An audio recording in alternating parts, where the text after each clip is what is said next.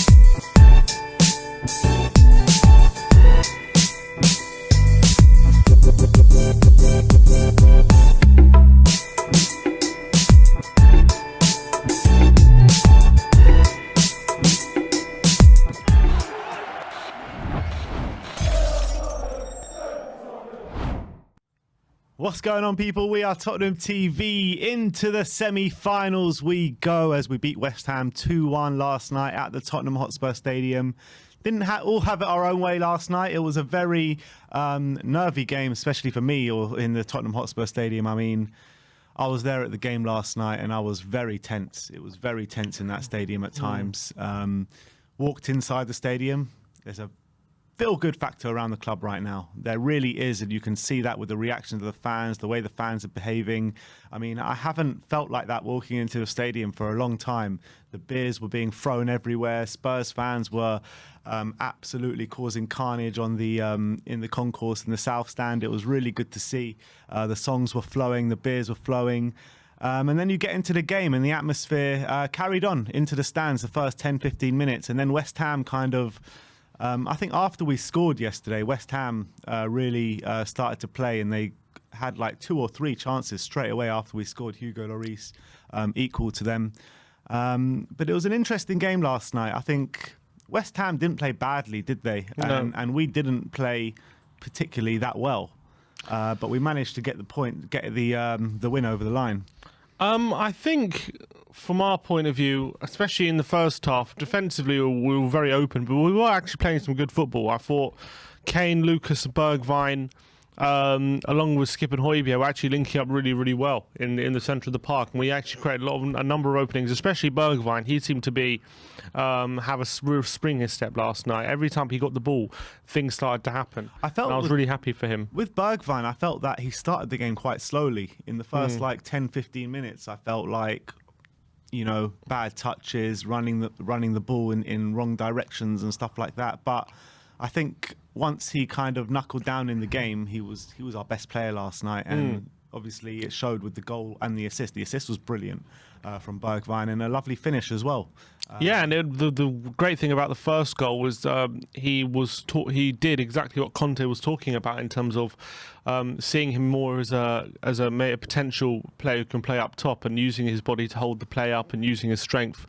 That's exactly what he did. He was holding off, I think it was Diop. He held the ball up, he laid it off to Højbjerg, didn't just, admire his pass. He went and followed his run in. Højbjerg squares back to him and he scores. And I thought throughout the game, he was our biggest threat. Whenever he got the ball, I felt he was one, even picking little passes in between the lines and in the penalty area, a bit of dribbling and keeping the ball away from West Ham. I thought he was really great. And that continues the trend of Conte improving players who, or getting a tune out of players who people thought shouldn't be here anymore, and people wanted gone. And maybe all of a sudden these are players looking like maybe they can provide something for us, which is really, really great. But in terms of the game, I thought that we were quite open in the first half with the chances after we scored anyway. I just felt like we were just giving West Ham too much control of the game at times, especially in that first half. Second half, I don't think they actually created too much, West Ham. No. First half, they had way too many chances for my liking, and Hugo Lloris putting in a really strong showing. I wouldn't say in the first half they had control, but they had a lot of openings. I think we had a lot of openings too. So it was quite it was very open. It was like a very quite end-to-end, especially it was a after... cup game, it was a classic cup game, wasn't especially it? after we scored, it became so open all of a sudden. Like, Souček was getting all sorts of positions. If Lloris was keeping us in the game at one point, keeping us ahead, it was literally Souček versus Lloris at one point. And then also Skip at 2-1 makes that great challenge, which was about to fall to Souček. Yeah, but he did well, because Souček would have scored there. So I think... That was troubling, and we had to rely on Lloris to keep us ahead. But in the second half, once we did make the changes, I felt we were a lot more solid, for sure. We were definitely a lot more solid, and West Ham found it a lot more difficult to actually break through. But it did also kind of mean giving up possession a bit, allowing them to kind of have possession, but also make sure that they're not finding it easy to open us up. And I think clogging up the midfield worked in that way, and I think Conte managed the game well. There was one moment though, wasn't it? There was one moment where I think it was Lanzini plays a beautiful pass on the halfway line. Bowen goes one-on-one, and Lloris just comes streaming out somehow, gets a hand on it, Brilliant. which was absolutely brilliant. That was the only opening in the second half, really. Yeah, there was that, and there was a few pop shots right at the end. I mean, I think Benrahma had one that just went just past the post. And those are worldies if they go in, you know what I mean? But, you know, we've seen it happen against us before. Lanzini, Yeah, but they're not chances. for instance. They're not chances, but they can go in. Yeah, but if Kane had a shot from 30 yards, you wouldn't call it a chance, you know what I mean? No, So it's you just... know, when you're 2-1 up, right, and you don't put the game to bed and you're going into the game in the last few minutes, and West Ham, you know, for those last 10, 15 minutes, I think they were looking like they were going to score, really, and I was really worried from the stands. And, yeah, fine, their pop shots are not real chances, but at 2-1, you can't be giving away even those half chances, because we can see what happened to Lanzini. If that game goes to penalties... How nervy would have that been? There was one moment where, you know, Yarmolenko has a shot and it deflects off the top of the crossbar. But, like, if that goes in, that's just... What can you do about that, you know what I mean? We needed to get that third goal last night. Yeah, and you know, there was the best moment was when Kane plays through Son. Yes. And he takes a bad touch. Sonny, I don't know, he seems off it at the heavy moment. touches at the moment. Seems off it at the He's moment. bringing such good energy to the team. He is, but his touches are really off at the moment. Last couple of games has been very bad. Like he's cost himself probably a few goals in the last few games through touches which have been heavy. I don't know what it is. Maybe it's just, I don't know. It's something weird because it's not something you associate really with Son that much, like a bad touch. So it can be a bit loose at times, but to do this consistently is very odd. So hopefully it's just a bit of a phase. But what you were saying about game management, I think, is spot on, because the way that Conte managed that game, I completely forgot it was 5 subs in that game yesterday. When it was 3 subs, I go in the blog, and he's made all his subs now. But no, he made 2 more. But I think the subs he made really helped us in terms of bring energy back into the team. I thought Winks, when he came on, was really good in terms of his defensive display and stuff like that. And you could see some of the players that had COVID, like the Lucas Moura, and a few other players, I can't remember off the top of my head, really tiring as the game wore on. And I think that the subs that Conte made really helped us kind of see the game out, really. It was a big decision on the hour to take off our 2 goal scorers, Lucas and Bergwijn. A lot of managers would have maybe kept them on, but he saw what was going on the pitch and he took the brave decision. You know, on the hour, Bergwijn having goal and assist and probably being our brightest player, but he took him off. And I think it was because he wanted to change formation. And I think at the end of the day, it worked for the benefit of the team, and it shows how Conte is not afraid to make a decision like that if it's going to benefit the team. He's going to do whatever's best to get over the line, and that was one of the examples of that yesterday, because they're both playing fairly well. I thought They were. Bergwijn and Lucas, They were but playing really well. the formation was hurting us a bit. Yeah, and I think once we moved into that 3 in midfield, it gave us obviously an extra man in there, and I think for the most part, it was good, and that's what stifled West Ham to so little chances, really, and only having pop shots from out wide and stuff like that. And I think, look, at the end of the day, in the last 10, 15 minutes, I think we had maybe one opening when that Son chance, and they had maybe one opening when Hugo Lloris comes out against Bowen. But I still felt like West Ham had that tiny bit more control than us, and they were the one in the ascendancy.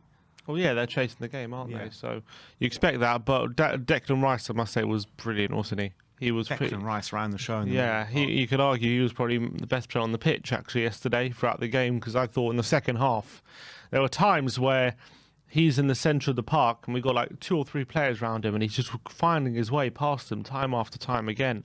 And he was really creating stuff and being dangerous, Declan Rice. And he was like the linchpin for them. I thought he was their most dangerous player for sure. Yeah, definitely. He was.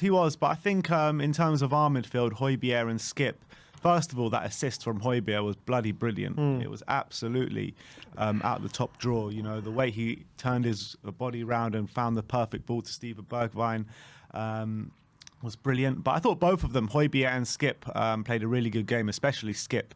I thought Skip was everywhere. I really did. And I thought he did well up against Rice at times, up against Souček at times. But you're right, Declan Rice did really run the show. But West Ham, going forward, they weren't that... I mean, they needed Missed a bit Antonio. more quality. They missed Antonio big time. And I think if they had Antonio last night, I think it could have been a lot more problems for us. Yeah, probably. But lucky for us, they didn't. But I tell you what, Bowen had a good game, to be fair. I thought he played quite well. Sliding in front of the South Stand when he scored. Did he? Oh. Swine. Let's talk about their goal they scored in Eric Dyer, because he has a lot to every time quite culpable for just that as goal. we're giving him all this praise, just as Conte comes out and says, you know, he could be the best player in that position, he goes and does that absolute hospital pass. I mean, what is he doing? Straight down the middle of the park. But that's the thing. I've spoken about him doing that pass a lot since Conte's come in, and it's actually been quite effective, getting the ball very quickly along the ground with a lot of pace into Harry Kane, who's able to get in front of the defender and hold it up and then bring other players into play. And it's actually been quite an effective pass. And I just think he tried it at the wrong time yesterday. And I think either he tried it at the wrong time, or West Ham were very much wise to what he was about to attempt. And the pass, unfortunately for Eric, wasn't accurate enough, or didn't have enough pace on it, and West Ham were able to intercept it. And then as well, not just that, he also got completely flat-footed for Bowen inside the area as well. So inside out, didn't he? sold him for that twist. So that unfortunately for Dyer, that was a massive blot on a game, which I don't think he had a terrible game. No, not at all. But it was just again, as we say about Dyer all the time, great for most of it, but then he's always got something like that in him, doesn't he? Yeah. Yeah. Well, he hasn't of late, but yesterday he did, and that's something in history. It's like a theme throughout his career, you know what I mean? It's a theme throughout his career. But you know, the other defenders, Sanchez, I thought played well for the most part. Ben Davis as well, another faultless display really for Ben Davis. Didn't see enough of Reguilon, I felt, in this one. Yeah, He came a bit off it. I wasn't surprised he went off like near the end, because I thought he looked really tired. He looked knackered. Skip looked knackered when he went off, and Lucas looked knackered as well. Yeah. All three of those looked absolutely dead on their legs at the time when they got taken off. Conte said in his press conference that he was managing the COVID situation in the second half. Yeah, I think you could see that as well. You could see it on the pitch, definitely. You could see it, how they were very, very tired. I mean, Sai turned round to me, he was next to me at one stage, and was like, Lucas looked absolutely knackered. He looked absolutely knackered. I mean, he was trying to run at times, and sometimes he was just panting too much. That was Lucas Moura last night. But look, he managed the game well, Conte. We're through into the semi-finals. It wasn't the easiest test, and we knew it wasn't going to be the easiest test. West Ham been very good this season, and I think the game went as a lot of people expected, to be honest, in terms of it was like a ding-dong battle last night, proper London derby, and a proper cup game. One player not many people have talked about is Matt Doherty, who had an opportunity yesterday. Yeah. How do you think he did? Because, you know, obviously it was another game, first game, I think first probably starts in Mura. A lot of people probably shuddered when they saw him in the lineup. How do you think he fared overall? I felt like defensively he wasn't bad. I mean, I have no complaints about him defensively whatsoever. I think going forward, I think maybe throughout the night he put one good ball into the box pretty much, and I don't think he was getting forward enough, and I don't think he was getting enough balls in the box when he did get forward.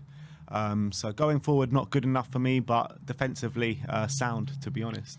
I actually think I'm actually the opposite. Really? I actually think going forward he was okay. Like I remember a few times he's getting some really nice pass. He doesn't really cross the ball, Doherty. He likes to pass it into the box, which I don't think is a bad thing to do, especially because our players, especially when we've got Lucas and Bergwijn there, they're not the most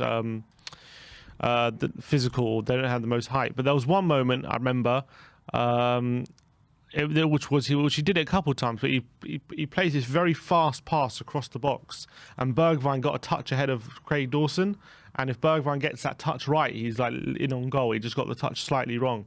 But Doherty did that a few times, and I was quite impressed with that. What I didn't like, I thought defensively he was getting caught. I thought actually on that right hand. That's part of the reason why he went off, because I didn't think he had COVID. I just thought he was running out of steam. But I thought Masuaku, they would most of their joy was coming down that side, I felt. That's interesting. I mean, to be honest, I didn't really notice that. I thought Doherty was all right. But are you saying that, you know, he played well in terms of his past performance, or just generally played well? Oh, I don't like. If Emerson put in that performance, I'm probably going to say it was not great. But like, because it's Doherty, I actually think it was pretty good. As in like, it's still like a 5 out of 10, you know what I mean? I think like when 5-6 out of 10. When you're looking at a Conte system and how much he looks to his fullbacks, I don't think him or Reggie did anywhere near enough going forward like we want to see from our fullbacks. You know what I mean? Like Reggie has been this season, that's Sessegnon and Emerson at times as well. I don't think either of them really did enough going forward. Yeah, Reggie didn't. Yeah, I don't remember too many times where we were able to find Reggie. The thing is with Reggie, right? Every time he was trying to bomb up, he never like tugged the touchline and went to bomb forward. He always tried to cut inside yesterday, and I don't know why he was doing that yesterday. Must have been an instruction.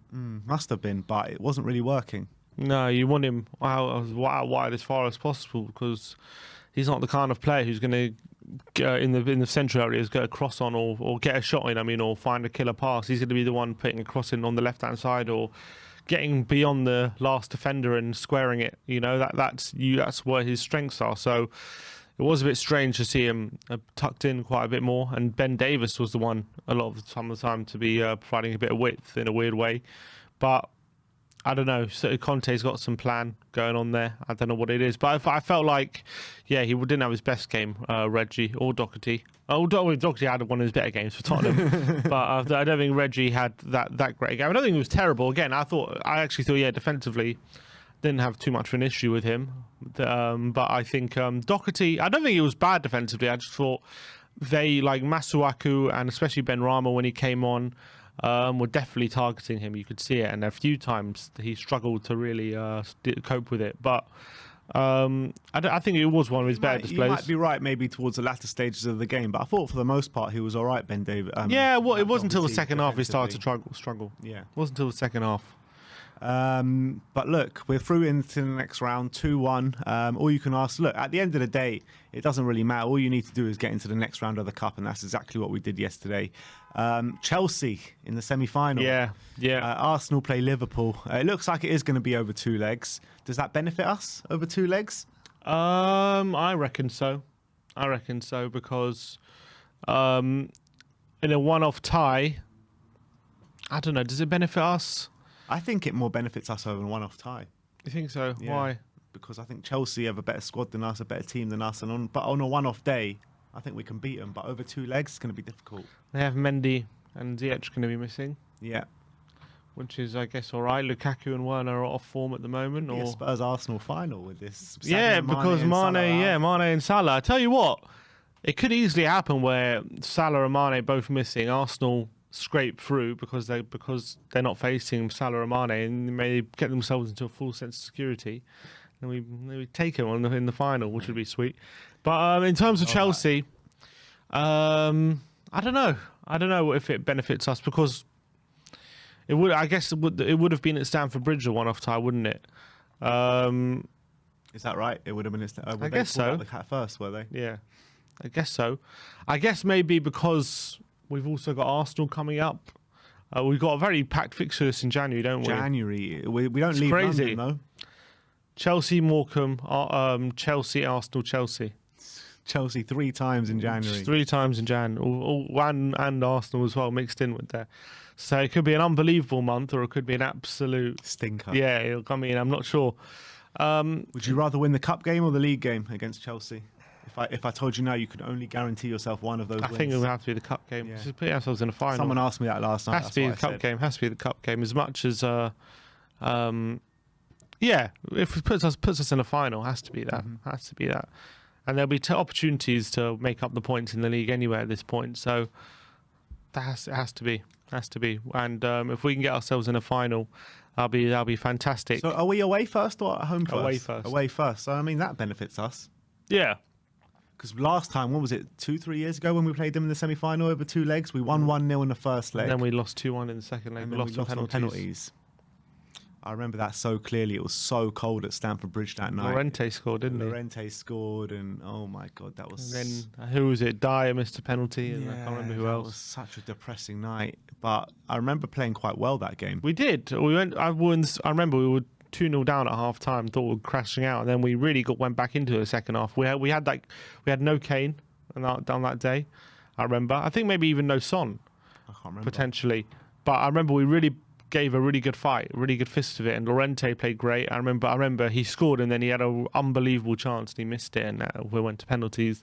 But I think obviously it's going to be a very tough test against a very good Chelsea team. But look, they are off form. And maybe we can capitalise on that. I really hope so. They are massively off form, but I think that when these games come around, Conte back at Chelsea, London derby in this cup semi-final, If we can, goes out the window. if we can avoid defeat at Stamford Bridge, though, Yeah. which a lot of teams at the moment, are. I think I don't think away goals count, so we would have to beat them at home if we draw. But they are struggling to beat a few teams at home. They just scraped past Leeds, like a last-minute soft penalty. They drew to Everton not long ago. They drew away at Wolves. I mean, they're not playing that well at the moment. No, they're not. They're not, and that's what gives me more confidence to go. They're probably the most off-form team out of the four. Yeah, definitely, and I think that's what gives me more confidence to go and win. I think that I didn't mind any of those teams in the semis, to be honest. Liverpool. Not going to play strong teams in this competition. They never do. And Sadio and Salah are out anyway, so I wouldn't have mind playing them. Arsenal, I don't mind playing. And Chelsea, this Chelsea side, massively off form, I didn't mind playing as well. So I really didn't mind which one we've got in that semi-final, to be honest. It's going to be interesting to see what Conte does when it comes to Son and Kane in all that month, because when we got... Well, they get a rest against Morecambe. Morecambe, they'll get a rest, but then again, when we have Chelsea, Arsenal, then Chelsea, do they play all 3 games? Probably. Definitely. They have to. Yeah, but I don't think that's overplaying them. That's 2 games a week. Mm. It's not like very that grueling. But then we could have games against Brighton and Burnley at the end of the month as well. That's true. So it's going to be a lot. But then again, we didn't start Son yesterday, and we were okay. We were okay, but I think if both we come Bergwijn and Lucas scored. Yeah, I know, but if we come up against a better side yesterday, I think we could have been in trouble. Even if Antonio played yesterday, I think we could have been in trouble. Yeah, but that's not to do with offensively, is it? That's defensively. True, but still, I think we were doing well. We were doing okay going forward, but it's not like we were creating wave after wave, attack after attack like we were against Liverpool. You know what I mean?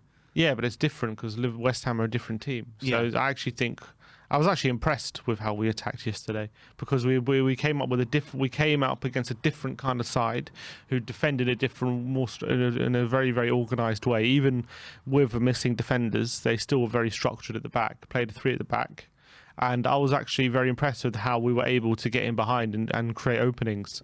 And I thought actually it was pretty good. Even with a lot of changes, we were still able to open them up, and again, and against a very organised West Ham side, and even without Son as well. So I was pretty happy with that, especially in the first half. The way we attacked, not necessarily the way we defended, but the way we attacked was pretty good, I thought. Yeah, it's true, but I still felt like Areola. Lloris was coming under a lot more pressure than Areola throughout the game. Yeah, but that's just criticising how we were able to defend. But I still think when we went forward, we actually played some really nice football. How many shots on target did we even have yesterday? We had a few, I think. No, I think even in the first half, I think we outshot West Ham on target, I believe. I don't think so. On target, okay, 3-4. They had 4, we had 3. Yeah. I thought it was like 3-6 or something. No, 3-4. So look, I think we should be doing better. We should be doing better going forward, in my opinion. Yeah, but you got to remember, it's Bergwijn's first start in a while. Mm-hmm. So they're gonna. The more he plays, hopefully, the better they'll be. You know what I mean? With him, I was very impressed with him. But what do you reckon about Kane last night? He did some good things. Didn't really, wasn't really a goal threat, unfortunately. Well, he had that chance in the first few minutes, didn't he? Yeah, that was a good effort. That was a good effort. I think it was a great ball by Lucas. He forced himself a bit too far wide, and it would have been a great finish to get in from there. I thought he got a good effort off. You've seen Kane score those before, haven't you? Yeah, of course, but it has to be a great finish from there to score. It would be a great finish. I don't think he played particularly badly. Should have set up Son as well, which if Son takes a better touch. And I remember there was one moment as well in the first half where he's got like 3 players around him, and he holds all 3 of them off and gets a brilliant ball across the face of goal, and no one was gambling on it. Areola could only touch it wide. So I think he had his moments, but he was. I also felt a lot of the time, especially in the second half, he was quite isolated. Like he had the ball and there was no one really around him, and maybe that's because everyone was very concentrating on holding the lead. But I don't think he was bad. Maybe a bit too anonymous, I would say, for my liking. I want to see him more involved. But when he was involved, I thought he was pretty good. I felt like he was trying really hard last night, Harry Kane. He was trying to get involved, trying to make stuff happen, but it just wasn't coming off for him. It was just one of those games for Harry Kane where he just didn't get too involved, but he was trying to. Yeah, and I actually think as well he was allowed to go a bit further deeper yesterday than he was against Liverpool when he was asked to like stay forward all the time. So I've got no complaints about Kane yesterday, despite him. I'd like to see him a bit more involved, but that's it really. I don't think he played badly. All right, so into the semi-finals. I mean, there really is a feel-good factor on the way at Spurs Stadium at the moment. I mean, fans are at full voice. Fans are smiling everywhere. People are getting along. No more fights in the ground and all that kind of stuff. So it really is. Things are building up at Spurs at the moment. They really are, and there's a sense of something at Spurs now, isn't there?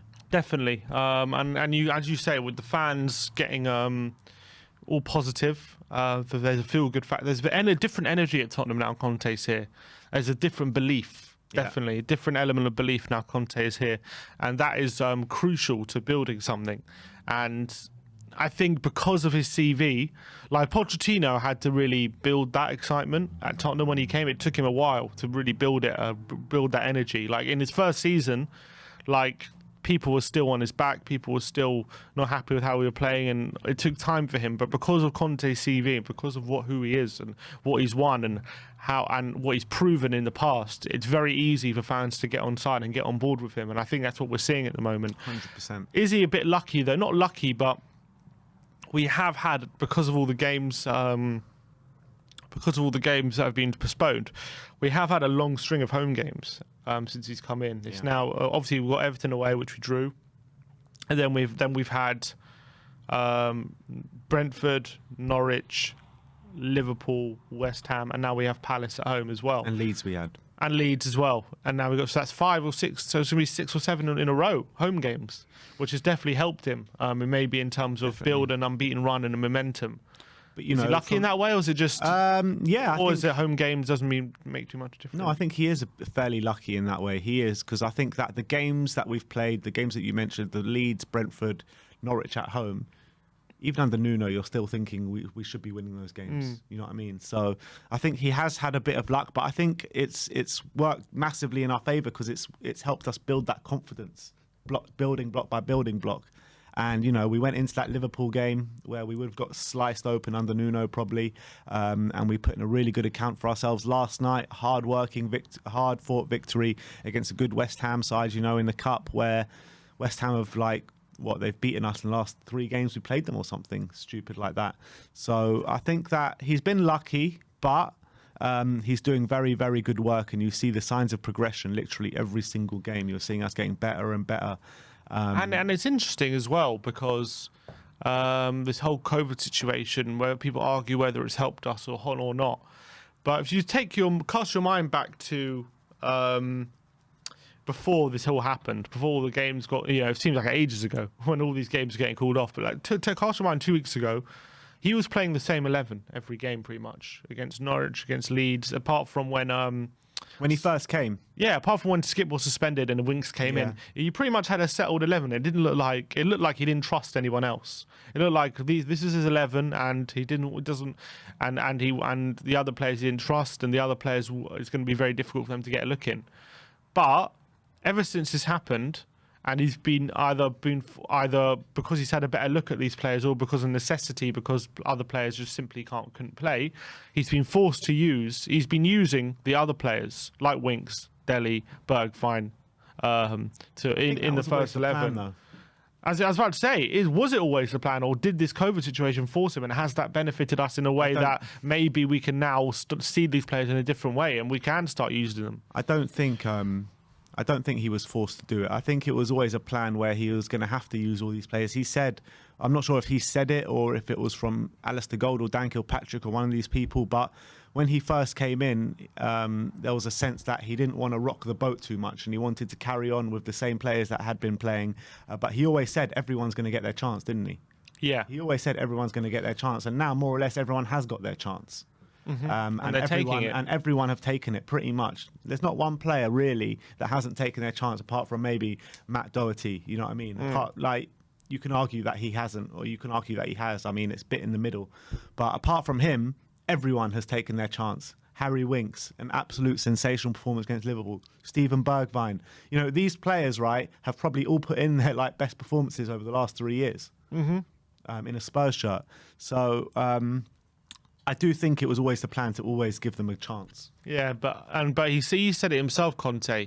You know, because of this situation, it gives him a chance to see players who have who need to prove something to him, and maybe this whole situation happening has kind of maybe given more opportunities to players where they wouldn't have had them otherwise. So it might have actually helped us in a way, having all these, because all these stoppages and players out, because I feel like players like Winks and Dele are really like showing, and Bergwijn as well, like they really want to fight for the first team.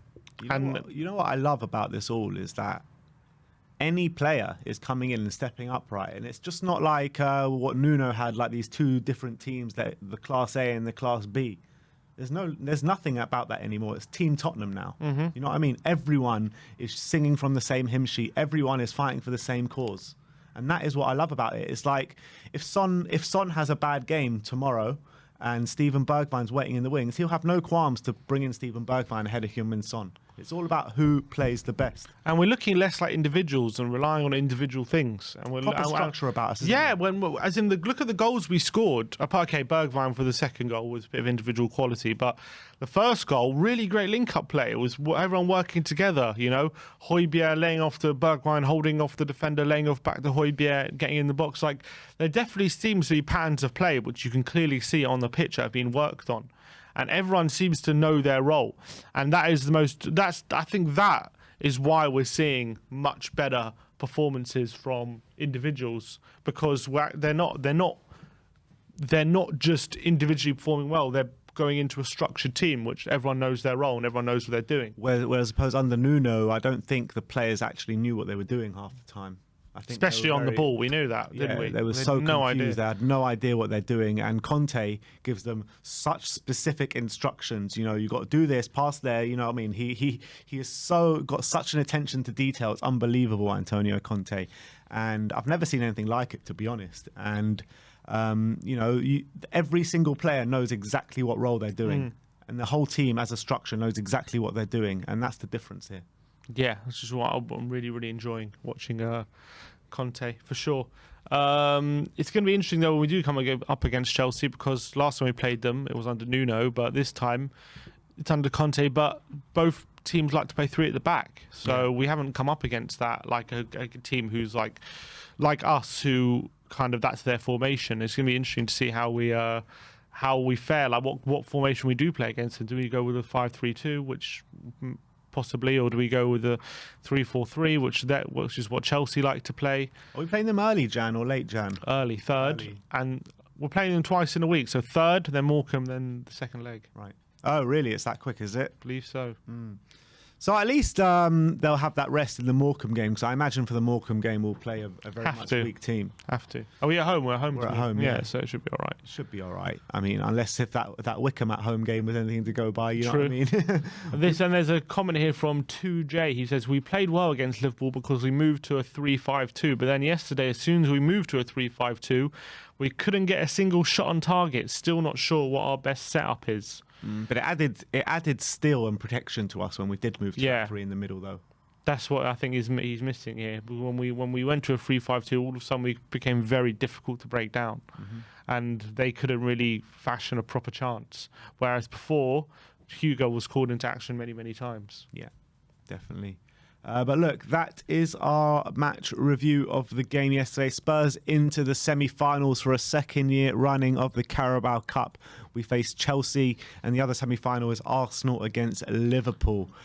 Wow, can you imagine a North London Derby Cup final? That would be incredible, wouldn't it? I don't know if it would be incredible or not. Yeah, I was about to say, like, would you enjoy that day? Probably not. I worry not. Imagine we lose. Leading up to that.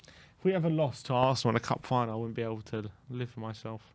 Imagine the week leading up to that, how nervy it would be. Yeah, that would be. I mean, it would be like, oh my God, but winning that game. on the positive, if David said if we get to the final, he's definitely coming in hosting another watch along. That's what he amazing. said. Amazing. That's what he said. Something to look forward to.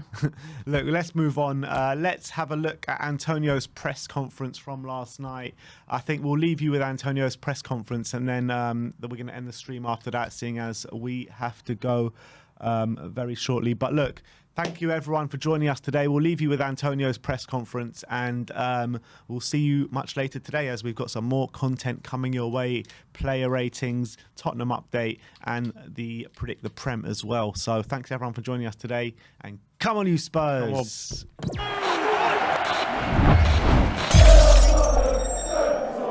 Raise your hand if you'd like to ask. Good evening. Alistair Gold, please.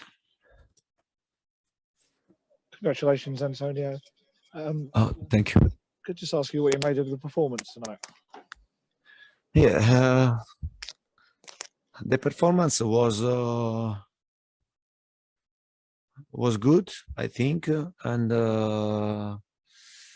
we tried to control the game in the first part of the game, and we scored. Then we conceded a goal. I think we were a bit unlucky. Then we scored another goal. I like the way that we moved the ball in possession ball. We attacked the goal with many players. And in the second half, I think that in the second half, at one point, we have started to pay a bit of COVID situations, because many players today that played, they had with COVID, and at one point of the game, and the intensity dropped, and for this reason I made the substitutions, and it was good. It was good to don't concede goal to reach the semi-final, and but I know that we had to manage this situation also on Sunday, and then Tuesday. This period it will be very tough for us, and we had an important problem like COVID, and I have to try to manage. I see the positive aspect, because in this situation I'm giving the possibility, the chance to my players to show me that they deserve to play for Tottenham, to stay here, and this is a positive aspect for sure. Matt Law, please. Hi, Antonio. Sorry, I've got problems with my camera that's not working. Can I just get your reaction to the draw, please? Obviously, your former club, Chelsea. And also, do you believe the semi-final should be one leg or two legs with the fixture pile-up we've got? But honestly, if I have to decide, maybe it will be to play one game, and not two games, especially I repeat for the situation that we are living. But we have to respect the rules, and for sure it will be nice, good, and to play against Chelsea. For me, I spent two amazing season with Chelsea, and I enjoyed a lot, and everything there. But now I'm the manager of Tottenham, and I'm ready to give everything for this club. And when you reach the semi-final, for sure in England, to lift a trophy is very, very difficult. And you find Chelsea, Liverpool, and Arsenal, then Tottenham, and West Ham. They were eliminated United and City. And I think that in England, the level is very, very, very high. And now, let's see. And it's a good game. Cheers. Thanks, Matt. Charlie Eccleshare, please. Antonio, on Sunday we saw Winks and Devi come in and play really well. And tonight it was Steven Bergwijn who stepped up. How pleasing is it to see these players answering your plea to, make their case to you, that they should be a part of your plan? I always said that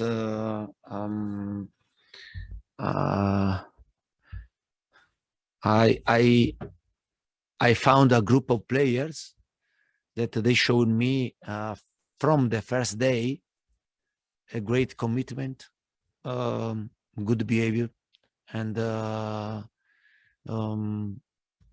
good desire to show me that we can build something important together. And I think that I'm very happy. I'm very happy to have this type of answer. And tonight, and Doherty and Steven Bergwijn, they played a really good game. And it means that they are working well. They are involved into what we want to do. And I'm always very clear with my players, and they have to give me availability. Then, if they deserve to play, and they'll play, and the most important thing that when they play, they have to give me everything. He doesn't care a good game, a bad game, but I have to see players are totally involved in what we want to do. Okay, time for two more. George Sessions followed by Zaya Adnan. George? Antonio, just on Steven, he didn't start the game the best. His confidence seemed a little bit, but the goal really sort of seemed to boost his confidence. Is that a big thing for him? And are you hoping the goal will give him the chance to sort of flourish a bit more now in terms of goals? Yeah, I think these 2 weeks that we had many players with COVID helped me, helped Steven Bergwijn, and to understand very well what I want about him and about the other 11 players that we had a training session. Because don't forget that for many days we trained with only 11, 12 players. That in one end was very difficult. In other hand, we exploited this situation and to improve the player, also to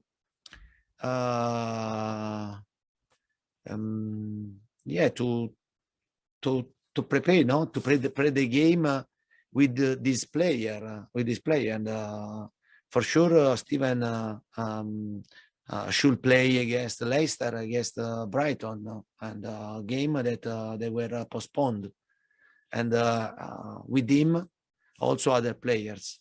I think we tried to exploit the period when we were only 11, 12 players to improve these players. Now Steven is a player totally involved into what I want, into what I ask to my players, because don't forget that I like to have a plan. I like to give options to my players.